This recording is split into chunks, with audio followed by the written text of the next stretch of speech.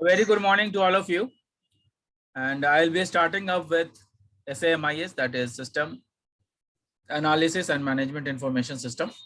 और system analysis और management information system में हम लोगों ने काफ़ी कुछ देखा है, जैसे कि हम लोग आज जो है SDLC कर रहे थे और SDLC में हमने ये देखा था कि किस तरीके से डेवलपमेंट की जाती है और कैसे जो है टेस्टिंग जो है उसमें टेस्टिंग भी की जाती है और टेस्टिंग और के बाद जो है इम्प्लीमेंटेशन और मेंटेनेंस का पार्ट आता है, जो कि मैं अभी डील करने वाला हूँ, आपको समझाने वाला हूँ। तो इम्प्लीमेंटेशन क्या होता है, ध्यान से समझिएगा। इम्प्लीमेंटेशन क्या होता है और मेंटेनेंस क्या होता है।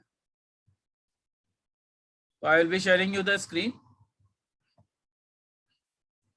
ये देखिए, आप लोगों को विजिबल हो गया होगा स्क्रीन।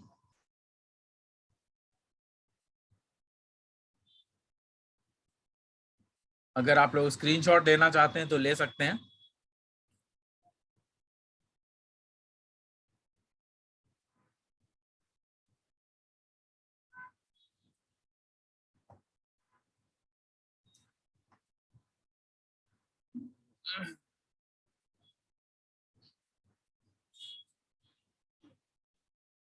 ये देखिए इम्प्लीमेंटेशन है।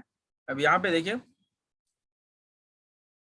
Implementation after system testing. System को जब टेस्ट कर लिया जाता है, और सिस्टम को टेस्ट करने के लिए मैंने पहले आपको बताया था, थोड़ा सा मैं रिव्यू दे देता हूँ आपको, कि जब सिस्टम को हम लोग टेस्ट करते हैं तो सिस्टम टेस्टिंग में हम लोग क्या करते हैं कि जितने भी मॉड्यूल अलग अलग बनाए गए हैं, जिस पर की काम किया गया है, जिस पर कोडिंग की गई है, वो सारे कोडिंग को हम लोग अलग अलग मॉड्यूल में टेस्ट करते हैं, है ना। अलग अलग मॉड्यूल को, उसके अलग अलग मॉड्यूल को हम लोग टेस्ट करते हैं कि हर एक मॉड्यूल अलग अलग काम कर रहा है सही से या नहीं कर रहा है, और अगर कर रहा है तो उसमें कहीं कोई दिक्कतें तो नहीं है, और अगर दिक्कत है तो क्या दिक्कत है। तो ये सब कहाँ पता चलता है हमें? सिस्टम टेस्टिंग में पता चलता है। जब हम लोग कोडिंग कर देते हैं और कोडिंग के बाद हम लोग ये देखते हैं कि टेस्टिंग जो है वो, हम लोग कोडिंग के बाद जब टेस्ट करते हैं तब यह पता चलता है। कितने तरह के टेस्टिंग होते हैं, तो यहाँ पे जो है रिग्रेशन टेस्टिंग बताया था मैंने आपको, व्हाइट बॉक्स टेस्टिंग बताया था। इसके अलावे भी कई सारे डिफरेंट टेस्टिंग है जिसको कि हम लोगों ने देखा था। और वो क्या क्या है? White box testing, alpha testing, beta testing, field testing, unit testing. ये देखिए ये सब टेस्टिंग है। Acceptance testing, unit testing, integration testing, field testing, black box testing, alpha testing, beta testing. तो इतने सारे टेस्टिंग हैं। अब इसी टेस्टिंग को हमने थोड़ा सा बताया था कि ये किस तरीके से क्लाइंट को जो है काफ़ी मदद करता है समझने में चीज़ों को, क्योंकि जब भी हम लोग टेस्टिंग करते हैं तो टेस्ट केसेस लिखते हैं। जब भी कहीं पर भी हम लोग टेस्टिंग करते हैं तो क्या करते हैं हम लोग? उसके टेस्ट केसेस लिखते हैं।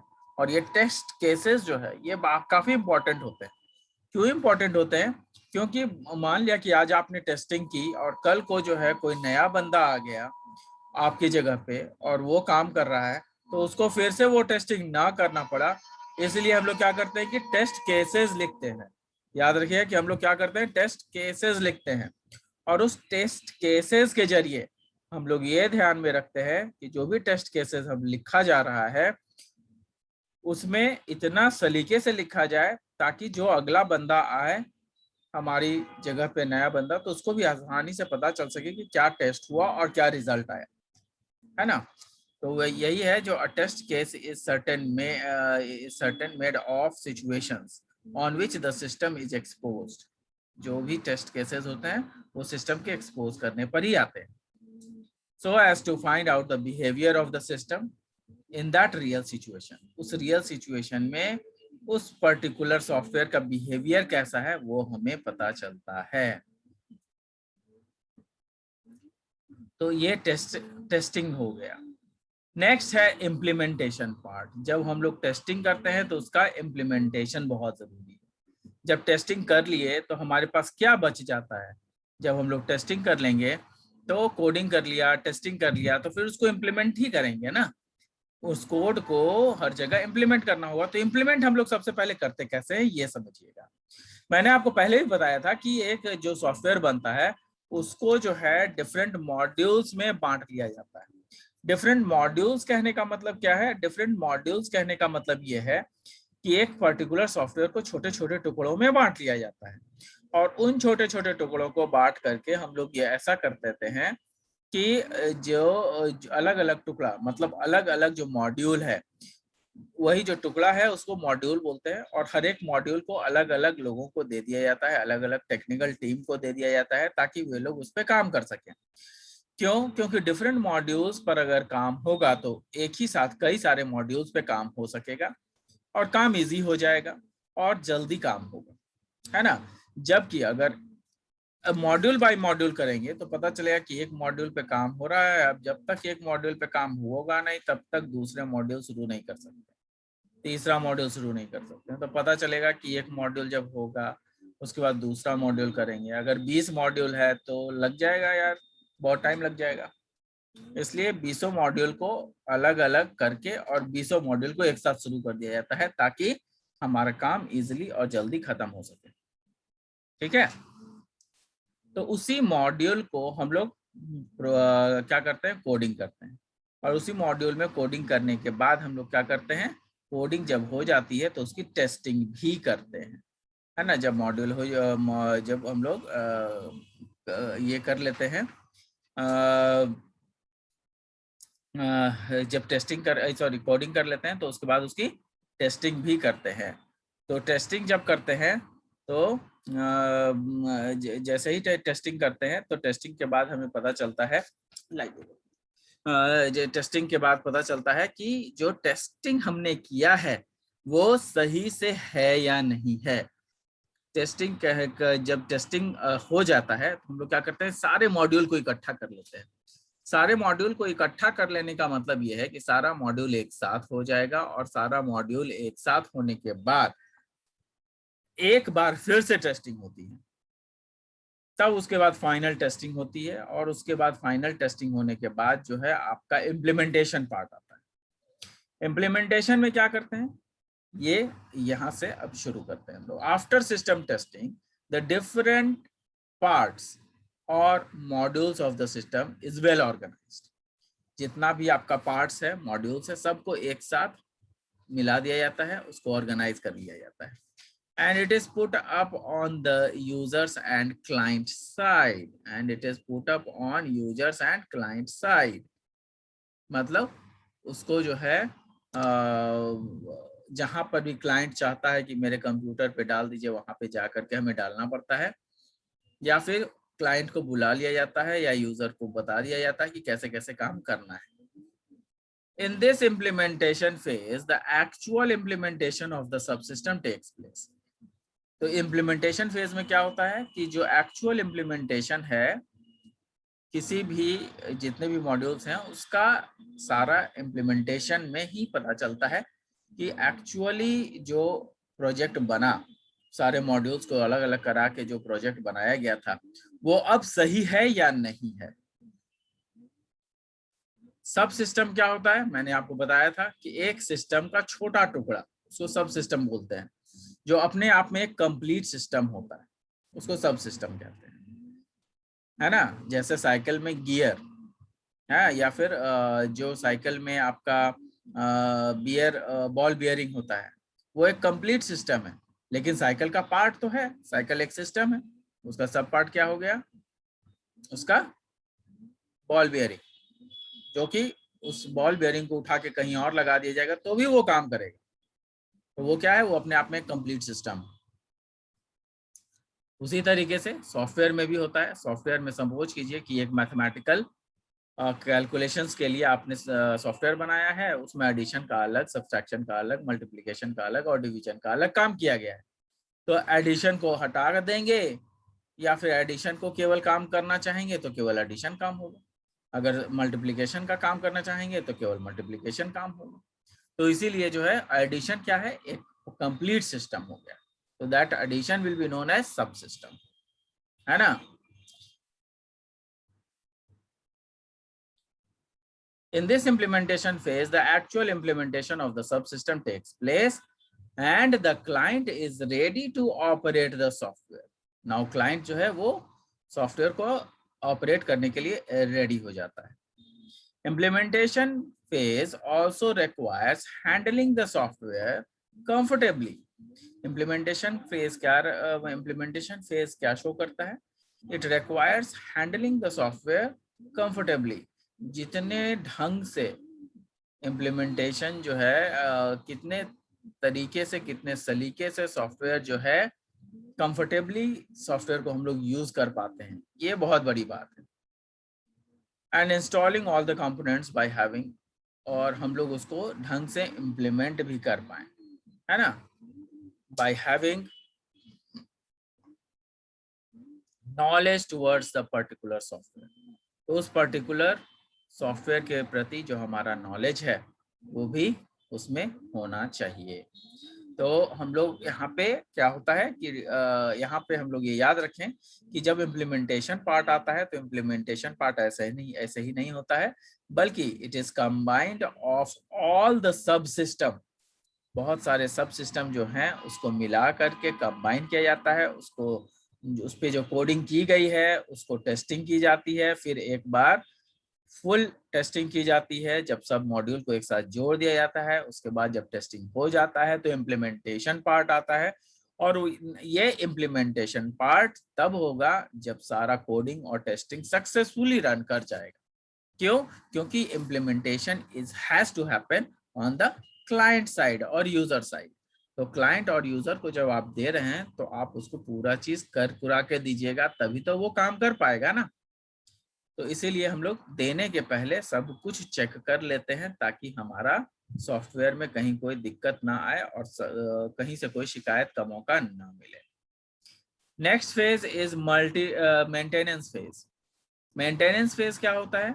After implementation maintenance phase is the most important phase for any software development. जब इम्प्लीमेंट हो जाता है तो मेंटेनेंस फेज जो है उसकी जरूरत पड़ती है. मेंटेनेंस जो फेज है, याद रखिएगा, मैंने पहले भी बताया है कि maintenance phase is the phase which is the longest phase. आपसे कई बार पूछा जाएगा कि which phase of SDLC is the longest phase.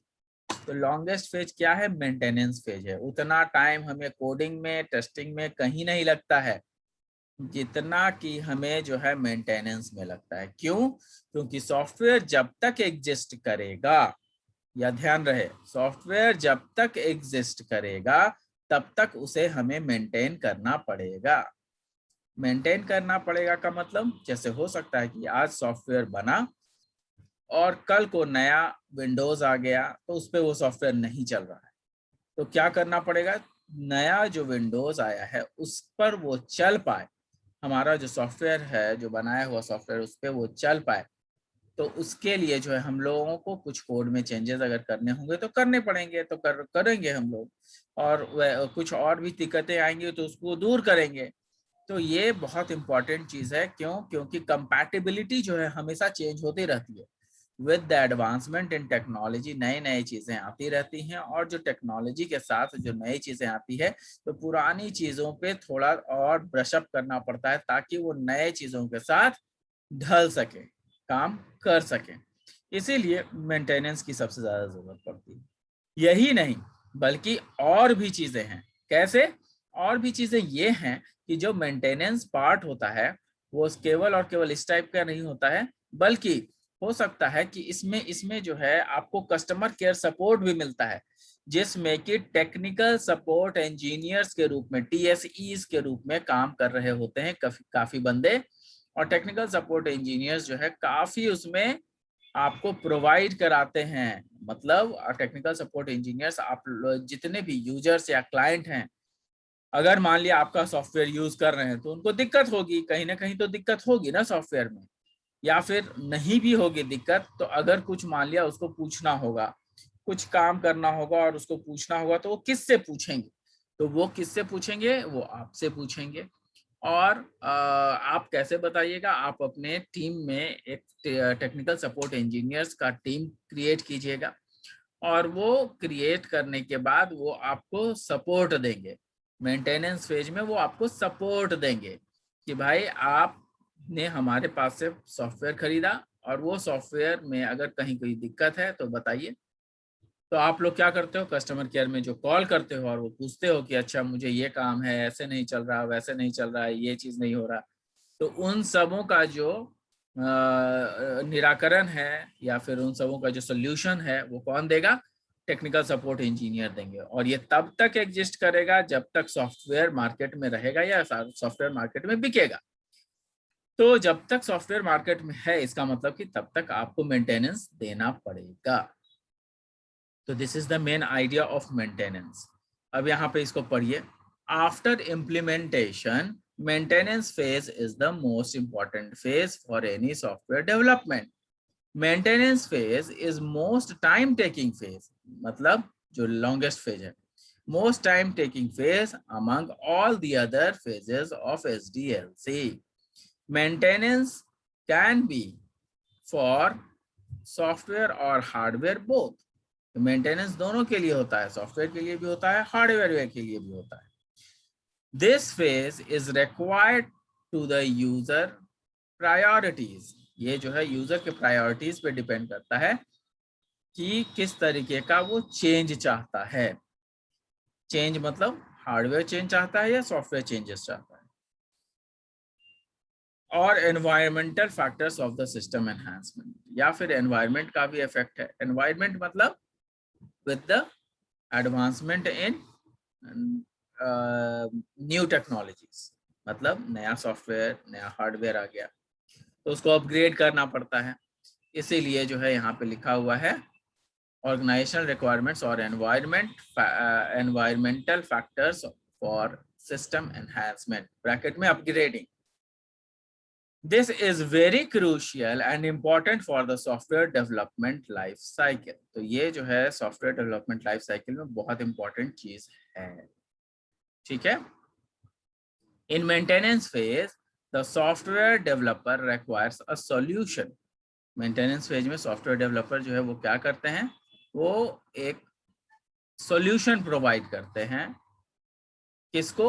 Solution provider team बनाते हैं, जिसमें कि वो टीम को समझा देते हैं, बता देते हैं कि किस तरीके से किसी भी प्रॉब्लम का सॉल्यूशन कैसे होगा।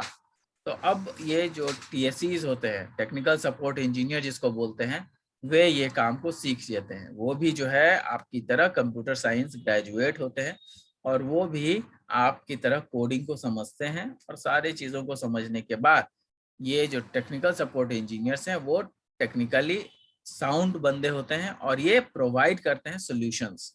अगर कोई प्रॉब्लम आ गया, जैसे आपने कोई सॉफ्टवेयर बनाया और वो इंस्टॉल नहीं हो रहा है, तो वो क्यों नहीं इंस्टॉल हो रहा है, उसका प्रॉब्लम है और ये प्रॉब्लम को कैसे दूर करना है, ये हमारा टेक्निकल सपोर्ट इंजीनियर्स जो है वो बताएगा कि कैसे उसको दूर किया जाए। In maintenance phase the software developer requires a solution.